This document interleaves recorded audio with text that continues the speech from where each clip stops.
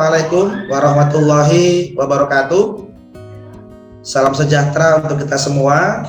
Terima kasih Bapak Ibu yang sudah hadir pada sesi siang hari ini. Kita akan membahas satu tema besar, tugas di Latsar Angkatan 97 dengan tema adalah analisa isu kontemporer dengan temanya korupsi.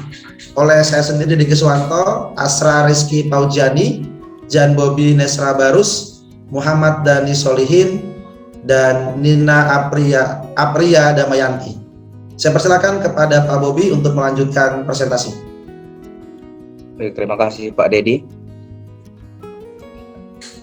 Isu kontemporer dari kelompok 2 yang kami angkat di sini adalah korupsi terbaru dunia pendidikan, Rektor Unila, penyalahgunaan wewenang masuk jalur mandiri.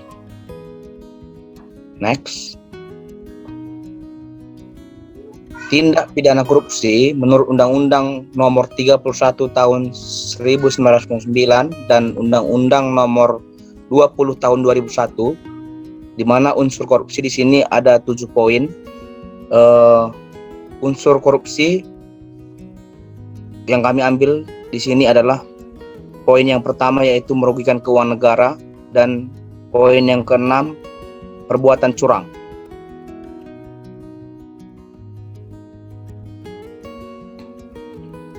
Penyebab korupsi Rektor Unila yang kami ambil dari sumber kompas.com yaitu yang pertama, proses pemilihan rektor di perguruan tinggi negeri yang tidak jauh berbeda dengan pemilihan pejabat negara. Rektor tidak hanya mempertimbangkan akademik tapi juga politik. Yang kedua, kursi rektor yang dipandang sebagai jabatan politis sekaligus prestisius membawa konsekuensi ekonomi dan sosial tinggi. Yang ketiga, keberadaan program penerimaan mahasiswa baru jalur mandiri. Program tersebut merupakan celah korupsi terbesar di lingkungan PTN.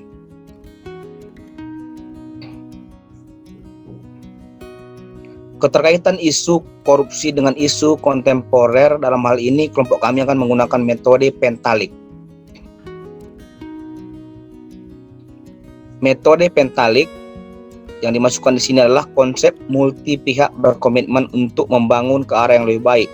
Jadi ada di sini 5 pihak yaitu pemerintah, pendidikan, pengusaha atau pebisnis, masyarakat, dan media harus bersinergi untuk membangun ke arah yang lebih baik khususnya di bidang pendidikan. Selanjutnya akan dilanjutkan oleh Bu Asrah Rizky. Silakan.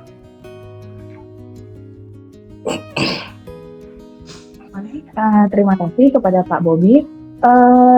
Terkait dengan metode yang telah dibacakan oleh Pak Bobi tadi, yaitu metode ini mengelompokkan berbagai pihak dalam beberapa elemen, yaitu pemerintah. Pemerintah merupakan sebagai pembuat kebijakan, peraturan, dan pelaksana sistem, yaitu A. Kurang tanggapnya pemerintah dalam membuat peraturan dan kebijakan untuk para pelaku korupsi. B. Tidak ada kewajiban mendalami bela negara dan wawasan kebangsaan bagi para pejabat pemerintahan. C. Kurang jerahnya hukuman bagi para koruptor, seperti kasus suap Rektor Unila. Kemudian yang kedua adalah pendidikan. Pendidikan merupakan menyumbangkan pengetahuan dan pengalaman yang dimiliki, yakni A. Pendidikan hanya berupa teori tanpa upaya praktikal moral dan etika secara khusus. B. Kurangnya teladan sebagai contoh praktik anti korupsi. Lalu yang ketiga adalah pengusaha. Pengusaha merupakan stakeholder dalam ekonomi, meningkatkan lapangan pekerjaan dan bergantung pada regulasi pemerintah. Pengusaha kecap kali untuk mempermudah pekerjaan atau bisnis mereka menggunakan jalan tidak sesuai aturan yang berlaku.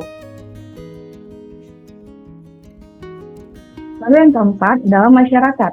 Masyarakat merupakan ujung tombak pelaksanaan semua strategi yang dirancang pemerintah, yakni A. Kurangnya kepercayaan masyarakat atas penanganan kasus korupsi yang telah atau sedang terjadi. B. Kurangnya wawasan masyarakat terkait sistem pemerintahan dan layanan pemerintahan bagi masyarakat. Akhirnya masyarakat menempuh jalur-jalur tindakan gratifikasi yang menjadi cikal bakal korupsi. C. Kurangnya kepedulian masyarakat pada sikap anti korupsi, dan D. Kurangnya pengawasan dan pendidikan pada ruang lingkup keluarga tentang sikap anti korupsi. Lalu yang terakhir adalah media. Media merupakan penyajian informasi yang terpercaya dan berimbang. Kurangnya informasi terkait sebab dan akibat yang terjadi karena korupsi. Slide selanjutnya akan dibacakan oleh Ibu Nina.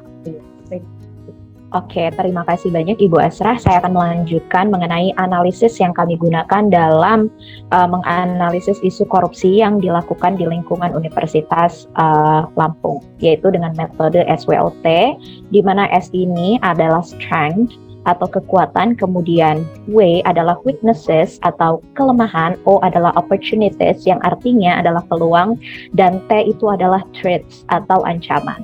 Slide selanjutnya, Pak Dedi. Baik, dari strength di sini ada beberapa hal yang bisa kita jabarkan. Yang pertama yaitu tanggung jawab pemberantasan korupsi berada di tangan pemerintah pusat. Selain itu, masyarakat yang kritis juga sebenarnya dapat membuat laporan kasus dugaan korupsi dan mengawal proses hukum kasus korupsi tersebut yang sudah terbukti. Kemudian Komisi Pemberantasan Korupsi atau KPK sebenarnya memiliki wewenang untuk melakukan pencegahan dan juga pemberantasan korupsi. Keempat, kolaborasi antara KPK dan institusi pendidikan tinggi seperti universitas misalnya dapat berlangsung melalui kurikulum anti korupsi yang bisa diterapkan di universitas tersebut. Kelima, kampanye aktif KPK tentang pencegahan korupsi, dan yang keenam yaitu fakta integritas yang ditandatangani oleh pejabat institusi pendidikan atau lembaga lainnya sebagai komitmen anti korupsi. Bagian yang kedua yaitu weakness. Weakness di sini artinya adalah kelemahan. Ada beberapa hal dari isu tersebut yang kita anggap sebagai kelemahan. Yang pertama yaitu reputasi komisioner KPK saat ini yang jauh dari kata berintegritas. Kemudian lemahnya pengawasan atau monitoring terhadap kinerja petinggi perguruan tinggi. Kemudian kurangnya transparansi pengelolaan keuangan di lingkungan perguruan tinggi.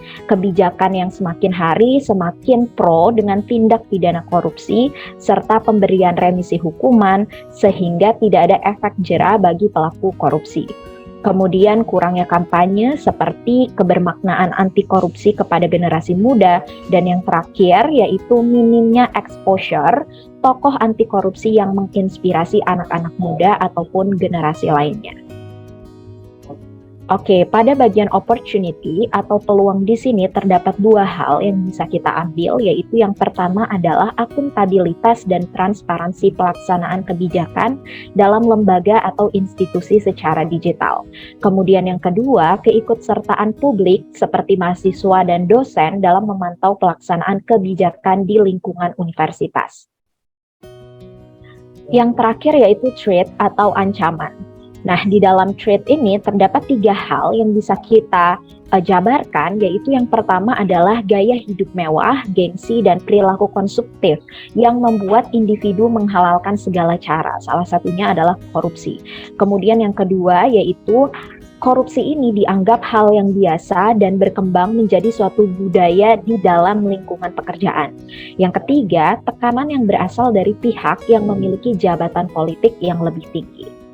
Setelah kita mengidentifikasi masing-masing tahap dari analisis SWOT, kemudian kita dapat membuat suatu strategi yang dinamakan strategi SWOT. Oke, yang pertama yaitu strategi ESO atau kekuatan peluang, di mana di sini dijabarkan ada dua hal. Yang pertama memanfaatkan ruang kolaborasi antara KPK atau lembaga penegak hukum lainnya dan institusi pendidikan. Kemudian yang kedua yaitu menggunakan dasar aturan undang-undang untuk melakukan aksi pencegahan dan pemberantasan korupsi. Strategi yang kedua yaitu strategi WO atau kelemahan dan peluang. Kelemahan dan peluang di sini strateginya terdiri dari tiga gitu ya. Yang pertama adalah kampanye kontekstual bagi generasi muda dan masyarakat luas. Yang kedua membentuk KPK di lingkungan perguruan tinggi untuk melakukan tugas pengawasan yang proses pemilihannya transparan. Kemudian yang ketiga, keselarasan komitmen antara lembaga-lembaga penegak hukum dalam proses pencegahan dan pemberantasan korupsi. Strategi yang selanjutnya yaitu weakness and threat atau kelemahan dan ancaman, yang terdiri dari merumuskan aturan yang tegas dan memberikan efek jera untuk mengatur tindak pidana korupsi, dan yang kedua yaitu melakukan kampanye anti korupsi kepada masyarakat sehingga mereka mendapatkan pemahaman yang baik tentang efek korupsi bagi kehidupan bernegara dan berbangsa. Strategi yang terakhir yaitu strategi ST atau kekuatan dan ancaman, di mana ini terdiri dari dua hal, yaitu yang pertama berkenaan dengan reputasi lembaga penegak hukum dan universitas yang tidak konsisten terhadap pencegahan dan pemberantasan korupsi. Kemudian yang kedua, hilangnya kepercayaan publik terhadap pemerintah atau pemangku kebijakan, misalnya petinggi perguruan tinggi dalam pemberantasan dan pencegahan korupsi. Baik, selanjutnya akan dilanjutkan oleh Pak Dedi Kiswanto. Baik, terima kasih Bu Nina. Selanjutnya kita akan membahas terkait dengan bagaimana cara kita menapis isu dengan metode USJ ya. Yang pertama U-nya adalah urgensi, artinya tingkat urgensitas masalah tersebut. Yang kedua adalah S, seriousness, tingkat seberapa serius masalah yang sedang kita hadapi.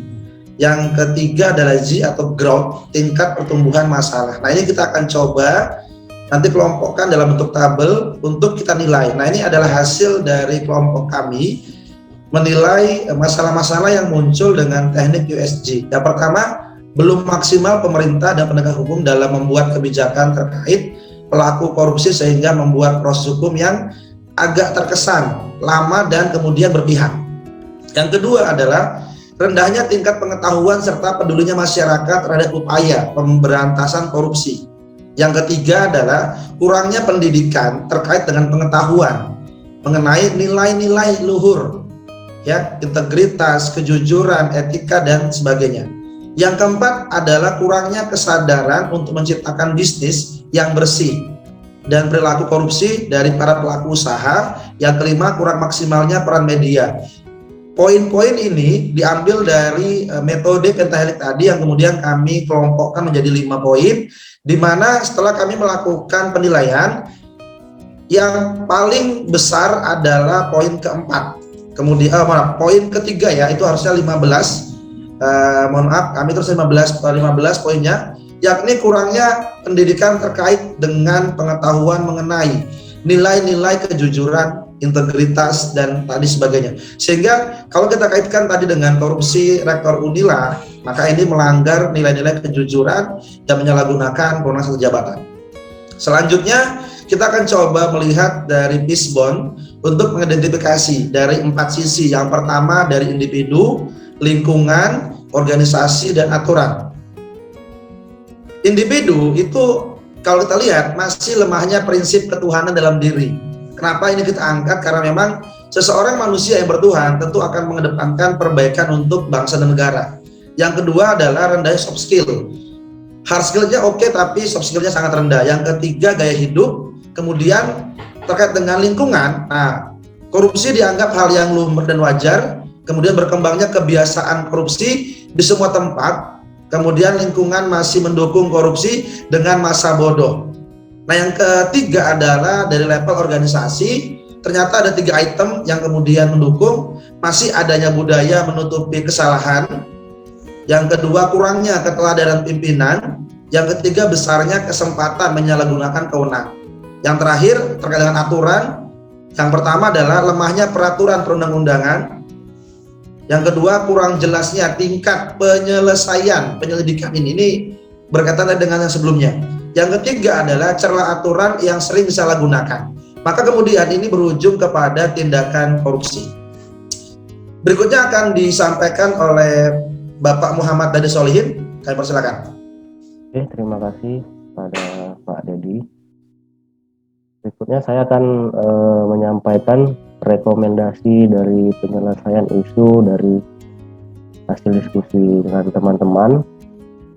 Berdasarkan analisis yang telah dilakukan penyebab isu korupsi Rektor Unila, 1. Kurangnya pendidikan terkait dengan pengetahuan dan pengajaran mengenai nilai-nilai luhur dalam berbangsa dan bernegara seperti nilai integritas, kejujuran, etika, dan rasa tanggung jawab. Yang kedua yaitu dalam kasus Rektor Unila, pemerintah dalam hal ini Kemendikbud perlu melakukan kajian kembali terkait jalur penerimaan mahasiswa lewat jalur mandiri. Dikarenakan hal ini membuka peluang sangat besar penyalahgunaan wewenang terhadap jabatan yang diemban. Alternatif penyelesaian dari yang pertama yaitu menjadikan mata pelajaran ataupun mata kuliah yang berkaitan dengan anti korupsi menjadi kurikulum nasional. Tahapan setiap alternatif yaitu pertama, pemerintah membuat kebijakan tentang mata kuliah, masyarakat ikut serta mendukung program pemerintah, pendidikan mengikuti setiap kebijakan yang telah dibuat, pebisnis pengusaha dapat mendukung akademisi melalui bidang ekonomi, media dapat membantu melalui penyampaian informasi ke setiap kalangan masyarakat. Hasil yang diterapkan terbentuknya anak bangsa dengan jiwa yang memiliki nilai luhur Pancasila, moral, etika, serta bertanggung jawab dalam kehidupan berbangsa dan bernegara. Pihak yang terlibat yaitu pemerintah, pendidikan, pengusaha, masyarakat, dan media. Hikmah pembelajaran yang dapat didapatkan dari diskusi ini yaitu satu, level pendidikan seseorang bukan menjadi jaminan orang tersebut tidak melakukan korupsi. Dua, agar sebagai seorang ASN dan memimpin sebuah institusi tidak gunakan wewenang untuk korupsi. Yang ketiga, penyalahgunaan wewenang akan mengakibatkan hilangnya kepercayaan publik. Yang keempat, akibat korupsi akan menghilangkan reputasi pribadi dan instansi. Saran dan rekomendasi dari hasil diskusi kami, satu, menerapkan pendidikan anti korupsi di sekolah dan universitas di Indonesia. Yang kedua, yaitu merancang undang-undang hukuman yang akan membuat para koruptor jera untuk melakukan tindakan korupsi berikutnya. Yang ketiga, meningkatkan pengawasan terhadap instansi pendidikan agar tidak menyalahgunakan dana pendidikannya. Lawan korupsi. Thank you, terima kasih. Saya ucapkan kepada teman-teman, kepada kawan-kawan, semoga pemaparan hasil diskusi kami bermanfaat bagi kehidupan berbangsa dan bernegara di negara Indonesia. Amin ya rabbal alamin.